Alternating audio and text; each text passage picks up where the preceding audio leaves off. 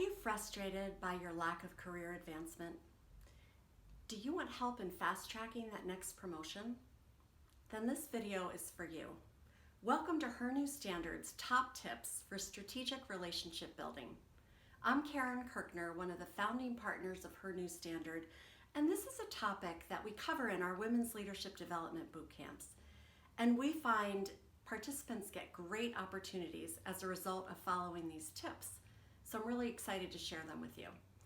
But before we dive in, why do you think it's important to be strategic about your relationship building? Well, no matter how great your work is, unless people know about it, there's not going to be anybody around that table when promotions or new opportunities are discussed to advocate on your behalf. So it's really important that you get to know them. And let me just tell you a quick story that illustrates this point. When I was about 5 years into my human resources career, I was very much about getting the work done, head down, trying to keep on top of the workflow, and was not very good about letting other people know who I was or what I was accomplishing. And I even remember a colleague coming to my office one day and saying, "Hey, a bunch of us are going out for lunch. You want to join us?" And I said, "I can't possibly do that. I'm so busy. I've got so much due." Well, fast forward about a year, and that colleague got promoted, and I didn't. And it was a huge wake-up call to me that relationships matter. So that leads to our first tip, which is figure out who those people are that you need to have relationships with. Find out who are the decision makers around that table discussing promotions, opportunities, and how can you get to know them? Which leads to point number 2. Put together a strategy for how to get in front of those key executives. It could be just as easy as trying to get on their calendar by having a friend connect you. You'd be surprised how many people, how many executives are open to meeting with key talent in their organization because that's part of their job. To attract, develop, retain talent is really important to any organization.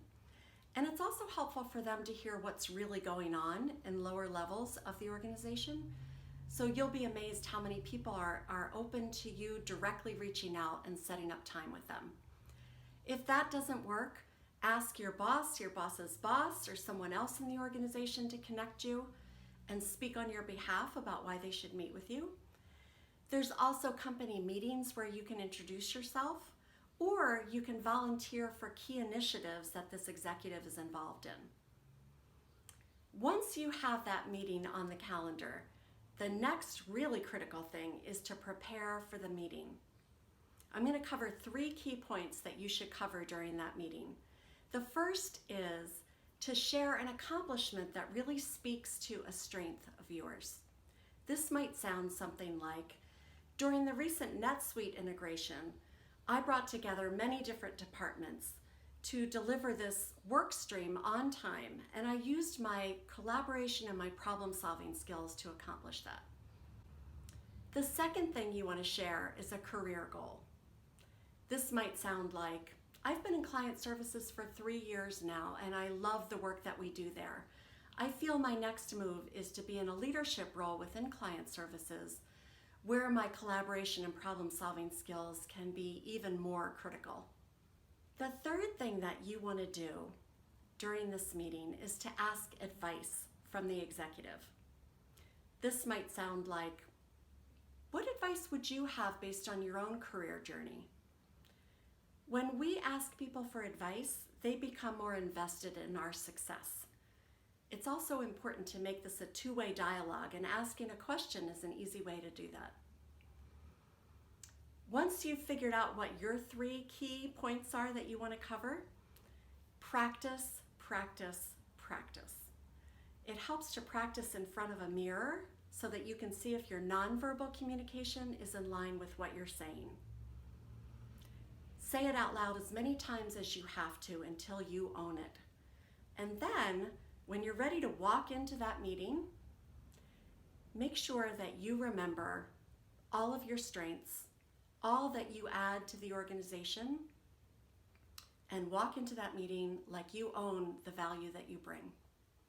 Tip number 4, You want to follow up after that meeting. This is not a one and done kind of interaction.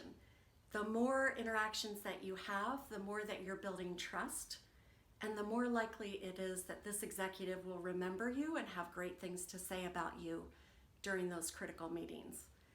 So send an email and talk about what the executive shared that was really valuable, what you've done to follow up on their advice.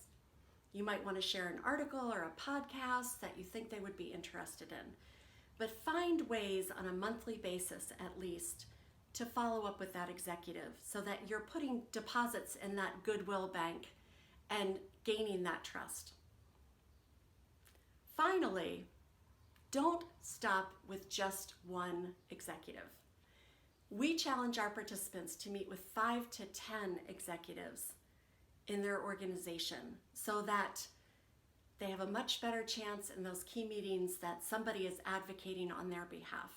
So aim high. Don't let that inner critic tell you that this won't work, that it's not worth it. Aim high, you'll be amazed at the results.